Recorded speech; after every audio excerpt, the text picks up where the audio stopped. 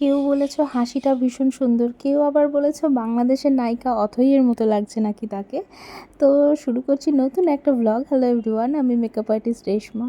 এই ব্রাইডকে সাজাতে আমি পৌঁছে গেছিলাম বুনিয়াদপুর ক্রস করে বংশীহারি নামে একটা জায়গায়, সেটা হচ্ছে দিনাজপুরে পড়ছে। কোন দিনাজপুর আমার জানা নেই।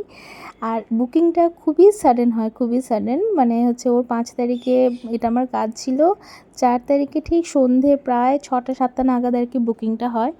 তো এই যে দেখতে দেখতে আমরা পৌঁছে গেছি। আমাদের ইন টাইম ছিল সকাল 9টা, যথারীতি তো টাইম মতোই পৌঁছে যাই। আর লোকেশন খুঁজতে কোনো অসুবিধা হয়নি, লাইভ লোকেশন দিয়ে দিয়েছিল। আর থ্যাঙ্ক গড আগের দিনের মতো আমার আর কি গুগল থেকে কোনো ধরনের শর্টকাট রাস্তা দেখায়নি, ডাইরেক্ট আমরা ওদের বাড়িতেই পৌঁছে যাই। আর পৌঁছে যাওয়ার পরে তার তখনও হলুদ হয়নি। আমি ভাবলাম যে আরে বাপরে, অনেক তো দেরি হবে। আর সত্যি দেরি হয়েছিল। সেদিন আমরা প্রায় 2.5 ঘন্টার মতো ওয়েট করেছিলাম ব্রাইডের জন্য। ব্রাইড হেলদির জন্য বেশ সুন্দর করে মেকআপ টেকআপ করেই ছিল। আর এদিকে ব্রাইড বলছিল যে আমি একদম কান্নাকাটি করব না, মেকআপ করলাম কী জন্য। কিন্তু এই সময়গুলো তো জানোই মেয়েদের জন্য কতটা ইমোশনাল হয়। তো আর কি তাই ব্রাইড এখানে থামতে না পেরে কান্নাকাটি শুরু করেই দিয়েছিল। তার মেকআপ যে কোথায় গেল সে ভুলেই গিয়েছিল যে সে মেকআপ করেছে। আর বলছিল আমি কাউকে হলুদ লাগাতে দেবো না, আমার ভীষণ সেনসিটিভ স্কিন। কিন্তু সেই সময় তো আর কাউকে না করা যায় না। তো যাই হোক, আমি কিছুটা তাদের হলুদের প্রোগ্রাম দেখার পরে টিফিন করে নিই, দেন ব্রাইড স্নান করে এই সমস্ত কিছু করে দেন ফাইনালি আমি আমার ব্রাইডকে পাই। আর ব্রাইডের তো তোমরা দেখতেই পাচ্ছ স্কিনটা ভীষণই প্রবলেমেটিক ছিল।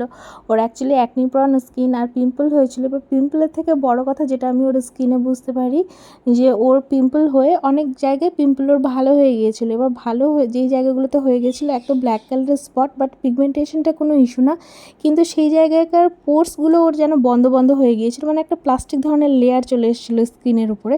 আর এই স্কিনগুলোতে মেকআপ বসানোটা একটু চাপের। মানে পুরো স্কিন ঠিকঠাক থাকলেও এই যে পার্টিকুলার জায়গাগুলো থেকে মানে মেকআপ একটু উঠে যেতে থাকে, ঠিকমতো স্কিনের পোর্সগুলোতে ঠিক বসতে পারে না। তো ঠিক আমার বেলাতেও একই প্রবলেম হয়ে গিয়েছিলো। প্রথমবারে বেস কমপ্লিট করার পরে দেখি যে এই প্রবলেমটা হচ্ছে, তখন আমি সঙ্গে সঙ্গে সেটাকে পুরো মেকআপটাকেই আবার রিমুভ করে দেন সেকেন্ড টাইম আবার হচ্ছে গিয়ে মেকআপ করি। সেকেন্ড টাইমে খুব সুন্দরভাবে সেট হয়ে গিয়েছিল। সেকেন্ড টাইমে মেকআপ করার জন্যে ওই যে বলে না এক্সপিরিয়েন্স অনেক সময় কাজে দেয়, তো 4 বছর থেকে মেকআপ করছি, এক্সপিরিয়েন্স বলেও একটা জিনিস আছে। তো সেই অনুযায়ী আমি হচ্ছে ফার্স্ট দুটো স্টেপ বাদ দিয়ে দিই, যেমন হচ্ছে গিয়ে ফেস মিস্ট আমি ইউজ করিনি সেকেন্ড টাইম, আর তারপরে হচ্ছে ময়শ্চারাইজারও ইউজ করিনি সেকেন্ড টাইমে। ডাইরেক্ট প্রাইমার থেকে আমি কাজ শুরু করি। আর তারপরে মেকআপ ওর ফেসে দেখতেই পাচ্ছ খুব সুন্দরভাবে বসেছিল। আর সেই দিনটা এত খারাপ ছিল, মানে প্রচণ্ড হিউমিডিটি বাতাসে, প্রচণ্ড হিউমিডিটি। আর হিউমিডিটি বেশি থাকলে ঘাম আসাটা খুবই স্বাভাবিক, আর অতিরিক্ত ঘাম হওয়াটাও খুবই স্বাভাবিক। তো যাই হোক, এই করে তার মেকআপ আর কি এক এক করে তোমরা দেখতেই পাচ্ছ কমপ্লিট হলো। দেখতে তো সত্যিই ডল লাগছিল, এত সুন্দর দেখতে, এত সুন্দর মিষ্টি মুখটা। ওর পিম্পলগুলো ভালো হয়ে যাক, আমি তো এটাই চাইবো আর কি। এত প্রিটি প্রিটি দেখতেও, তাহলে ওকে আরও সুন্দর লাগবে দেখতে। মেকআপ করার সময় ও ভীষণ টায়ার্ড হয়েছিল 2-3 দিনের ধকলে। আমাকে বারবার বলছিল যে দিদি আমার না খুব ঘুম পাচ্ছে।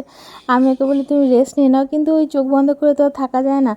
তো যাই হোক, মেকআপটা সম্পূর্ণ সে আমার উপরেই ছেড়ে দিয়েছিল। আমি তারই এক বান্ধবীকে সাজিয়েছিলাম, তো আমাকে বলেছিল যে তুমি আমাকে শাহিনের মতো করে দাও, তবে ওটা তো এঙ্গেজমেন্ট ছিল, তুমি আমাকে ব্রাইডাল মেকআপ করে দাও তোমার মতো করে, যাতে ভালোভাবে থাকে। তো ব্যাস আমার যেরকমটা ভালো মনে হয়েছে আমি তাকে করে দিয়েছি। তার সাথে কথা বলতে বলতে ব্রাইডের লেহেঙ্গাও ভীষণ সুন্দর ছিল। আর সত্যি কথা বলতে তার জুয়েলারি সেট আমাকে না ভালো লাগেনি যখন আর কি সে ওপেন করে দেয়। আমি ওকে বলি যে তুমি অন্য কিছু নিতে পারো নি, তো বলে যে দিদি হুট করে আর কি সব কিছু হয়েছে, বাজার করার মতো সেইভাবে আমি টাইমই পাইনি। কিন্তু বিশ্বাস করে জুয়েলারিগুলো যখন ওর গলাতে পরিয়েছি, কী জানি কেমনভাবে যেন ওকে ভীষণ সুন্দর লাগছিলো দেখতে, সামনে থেকে ভীষণই সুন্দর লাগছিলো ওকে দেখতে।